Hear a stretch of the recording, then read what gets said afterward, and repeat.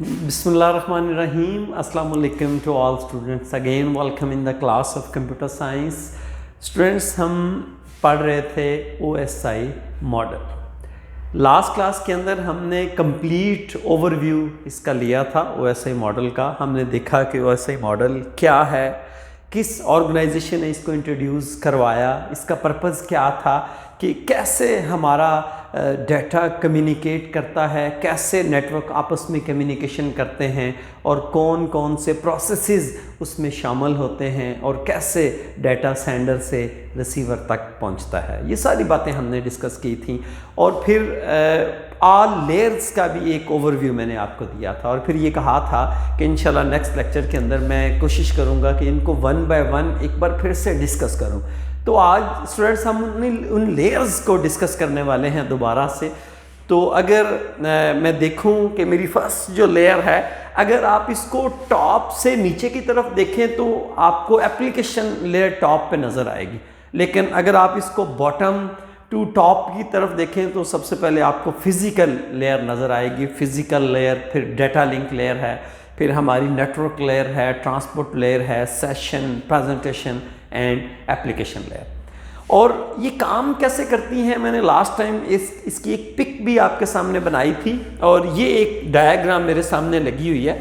ये हमारा sender computer है और नीचे 7 लेयर्स हैं हमारी: application layer, presentation, session, transport, network, data link and physical layer. It means कि आपका सेंडर जब डाटा सेंड करता है, for example you are the sender और किसी को आप ईमेल करना चाह रहे हैं, कोई डाटा सेंड करना चाह रहे हैं, तो यू आर द सेंडर। तो आप you are working on the application layer. इसका मतलब है कि आप एप्लीकेशन लेयर पे काम कर रहे हैं।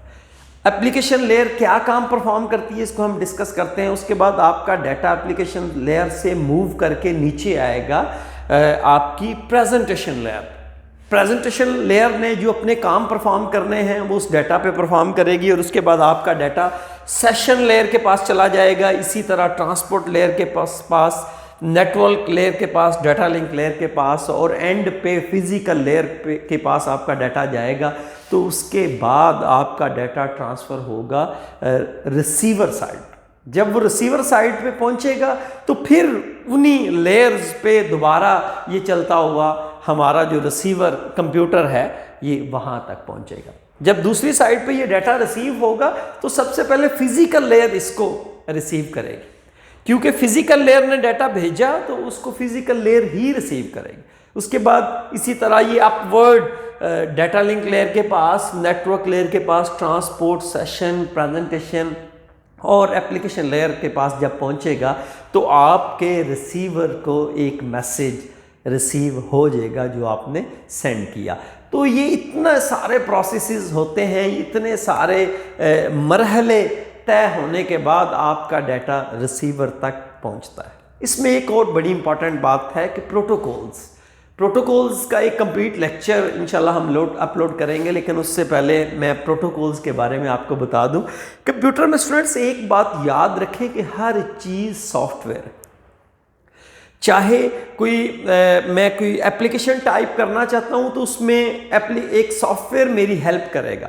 अगर मैं अपने कंप्यूटर में से कोई वायरस तलाश करना चाहता हूं तो फिर भी एक सॉफ्टवेयर मेरी हेल्प करेगा। उस वायरस को डिलीट करना चाहता हूं तो सॉफ्टवेयर मेरी हेल्प करेगा। अगर किसी डिवाइस का ड्राइवर इंस्टॉल करना चाहता हूं तो वो भी सॉफ्टवेयर मेरी हेल्प ये प्रॉब्लम सॉल्व करेगा। इट मीन्स कि हर चीज़ कंप्यूटर के अंदर सॉफ्टवेयर है। अगर मैं प्रोटोकॉल की बात करूं तो प्रोटोकॉल्स भी सॉफ्टवेयर, बट कौन से software? Protocols are the rules and regulation है हमारे, ऐसे सॉफ्टवेयर जिनको हम कोई प्रॉपर काम सौंप देते हैं, उनकी ड्यूटी लगा देते हैं और वो प्रोटोकॉल अपनी वो ड्यूटी परफॉर्म करते हैं और हर प्रोटोकॉल की स्पेसिफिक ड्यूटी है, स्पेसिफिक काम है जो वो परफॉर्म करेगा। तो हमारी इस हर लेयर के ऊपर कुछ प्रोटोकॉल्स हैं जो अपना अपना काम सर अंजाम देते हैं। हम देखेंगे कि कौन कौन से प्रोटोकॉल हर लेयर पे काम करते हैं। जी स्टूडेंट्स, तो हम स्टार्ट करते हैं। सबसे पहले हमारे पास एप्लीकेशन लेयर।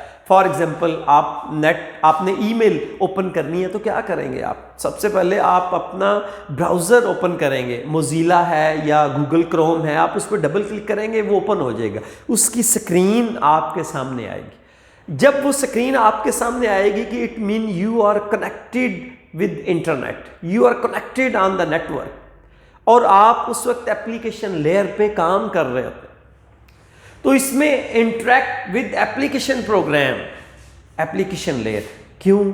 फॉर एग्जांपल आपने इंटरनेट से कनेक्ट होना है तो कोई ब्राउज़र चाहिए, कोई ऐसा सॉफ्टवेयर चाहिए जो आपको कनेक्ट करे, तो that will be the application software होगा वो, जो हमें कनेक्ट करेगा इंटरनेट के साथ, नेटवर्क के साथ, जो हमारी हेल्प करेगा, हमें इंटरफेस प्रोवाइड करेगा कि हम डाटा ट्रांसफ़र कर सकें closest to the end user. ये जो एप्लीकेशन लेयर है, क्योंकि हमारे सामने जो प्रोग्राम ओपन है, हाँ, और वो that's very close to the end user, हम उसी के ऊपर काम कर रहे हैं, तो इट मीन्स एप्लीकेशन लेयर जो है very close to the end user, enable user to access the network.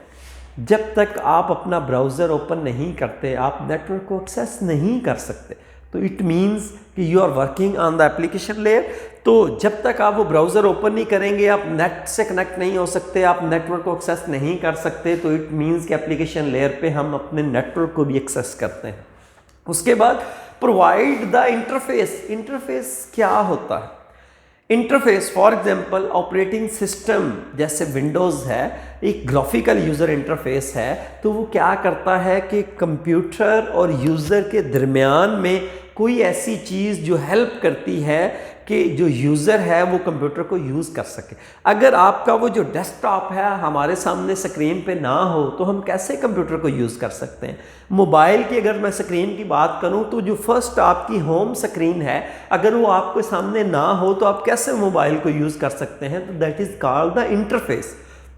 हम उसको इंटरफेस बोल सकते हैं। तो जब आपने किसी को ईमेल करना है, आपने ब्राउज़र ओपन किया, आप ईमेल में गूगल की ईमेल में चले गए, तो वो एक इंटरफेस है आपके सामने जिसकी मदद से आप जो हैं वो ईमेल लिख रहे हैं, जिसकी मदद से आप अपनी मेल्स को चेक कर रहे हैं, जिसकी मदद से आप अपनी मेल को कंपोज कर रहे हैं और डाटा सेंड कर रहे हैं एक जगह से दूसरी जगह। तो ये सारे काम परफॉर्म होते हैं जी, कि एप्लीकेशन लेयर पे हम एप्लीकेशन प्रोग्राम को यूज़ कर रहे होते हैं जो हमारे सामने ओपन है, close to the end user, enable user to access the network, provide the interface, और कौन कौन से प्रोटोकॉल यहाँ पे काम करते हैं, और हर प्रोटोकॉल का अपना एक मखसूस काम है और वो काम सर अंजाम देता है। फॉर एग्जांपल यहाँ पे SMTP, HTTP, FTP, POP3 और SNMP, these protocols are working on this layer। अब हर प्रोटोकॉल का अपना मखसूस काम है, सिर्फ यही प्रोटोकॉल नहीं, हमारे पास और बहुत सारे प्रोटोकॉल्स यहाँ पे काम कर रहे होते हैं, लेकिन स्टूडेंट्स हमने जस्ट इनको अंडरस्टैंड करना है कि प्रोटोकॉल्स काम कैसे करते हैं। अब कैसे, फॉर एग्जांपल SMTP प्रोटोकॉल का मखसूस काम क्या है कि जब भी आप मेल को सेंड एंड रिसीव करते हैं तो इस सारे प्रोसेस को हैंडल ये प्रोटोकॉल करता है। उसके बाद for example HTTP hyper text transfer protocol, जब भी कोई आप ब्राउज़र ओपन करते हैं, आप लिखते हैं www.google.com, तो आप देखिएगा कि उससे पहले ऑटोमेटिकली HTTP लिखा होता है। तो बेसिकली HTTP प्रोटोकॉल क्या करता है कि आप जिस वेबसाइट का नाम लिखते हैं उसके सर्वर के साथ कनेक्ट करवा देता है आपके कंप्यूटर को। तो ये इसका मखसूस काम है। बिल्कुल ऐसे ही FTP फाइल ट्रांसफ़र प्रोटोकॉल, जब आप अपने कंप्यूटर से किसी दूसरे कंप्यूटर को डाटा शेयर कर रहे हैं या मेल सेंड कर रहे हैं या फाइल भेज रहे हैं, तो ये प्रोटोकॉल आपकी हेल्प करता है फाइल्स को सेंड एंड रिसीव करने में। तो बाकी प्रोटोकॉल्स भी ऐसे ही काम करते हैं और हर प्रोटोकॉल का एक मखसूस काम है। तो ये सारी वर्किंग है हमारी एप्लीकेशन लेयर की। एप्लीकेशन लेयर के बाद हमारा जो डाटा है वो नेक्स्ट लेयर पे मूव होता है, मींस के हम प्रेजेंटेशन लेयर पे आ जाते हैं। अब प्रेजेंटेशन लेयर उस डाटा के साथ अपने जो जो काम वो करना चाहती है वो परफॉर्म करेगी। स्टूडेंट्स, एक और बात आपको बता दूं कि हमारे पास there are two types of the layers, कुछ हमारी अपर लेयर्स हैं और कुछ लोअर लेयर्स हैं। For example presentation layer, application layer और सेशन लेयर, ये जो तीन लेयर्स अभी मैं डिस्कस कर रहा हूँ, these are called the upper layers. आप समझें कि अभी तक हम काम कर रहे हैं जब तक हम इन तीनों लेयर्स पे हैं तो हम सॉफ्टवेयर के साथ इंटरेक्ट हैं, सॉफ्टवेयर के साथ हमारी इन्वॉल्वमेंट है। अभी डाटा को सेंड करने का कोई प्रोसेस, कोई मैकेनिज्म स्टार्ट नहीं हुआ।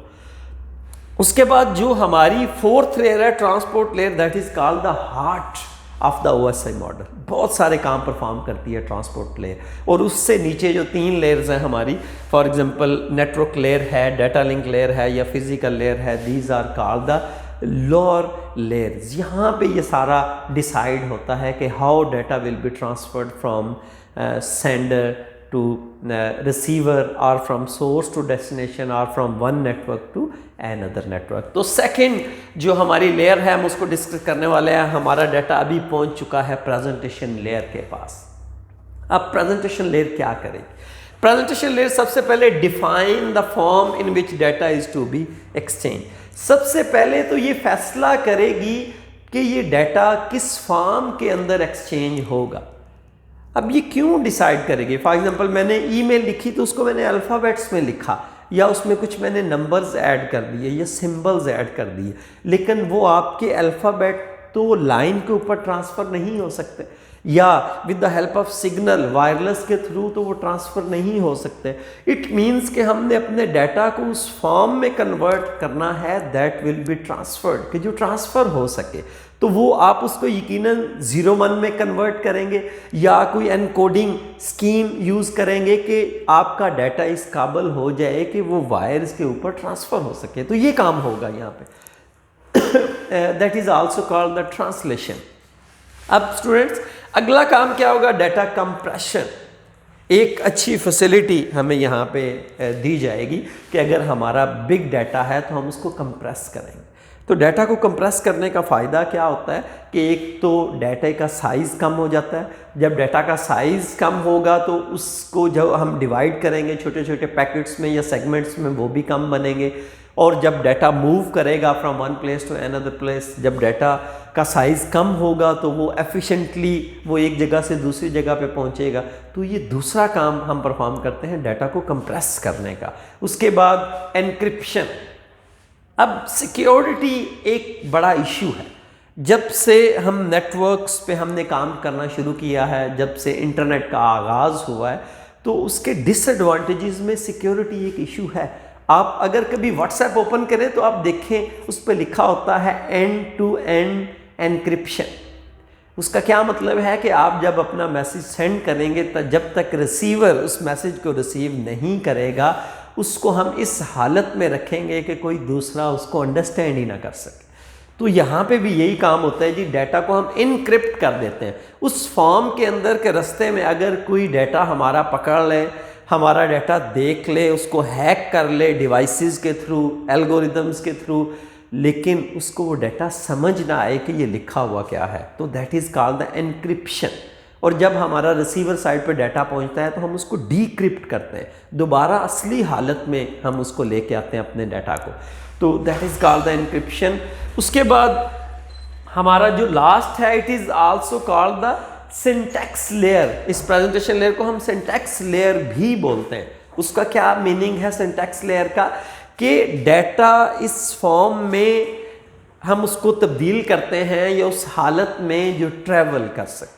सिंटैक्स बेसिकली क्या होता है? लिखने का तरीकाकार। कंप्यूटर साइंस के स्टूडेंट्स जानते हैं कि जब आप सी लैंग्वेज पढ़ते हैं या C++ लैंग्वेज पढ़ते हैं तो जब कोड्स लिखते हैं तो उसका एक सिंटैक्स है, लिखने का तरीकाकार। अगर आप उस सिंटैक्स को फॉलो नहीं करते तो computer will show you error, तो आपको एरर शो होगा।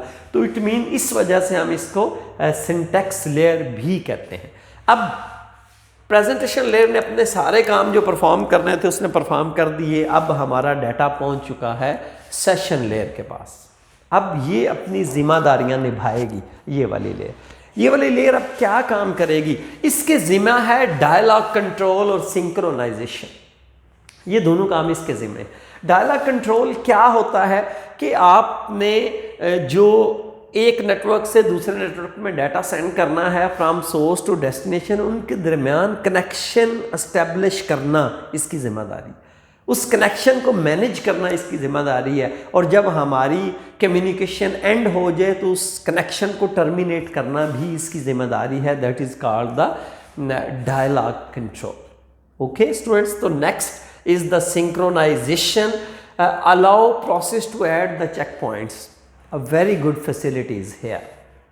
ये क्या होता है कि आपने फॉर एग्जांपल 100 पेजेस की एक बुक भेजी फ्रॉम सोर्स टू डेस्टिनेशन, तो आपने क्या किया, हर 10 पेजेस के बाद एक चेक पॉइंट लगा दिया।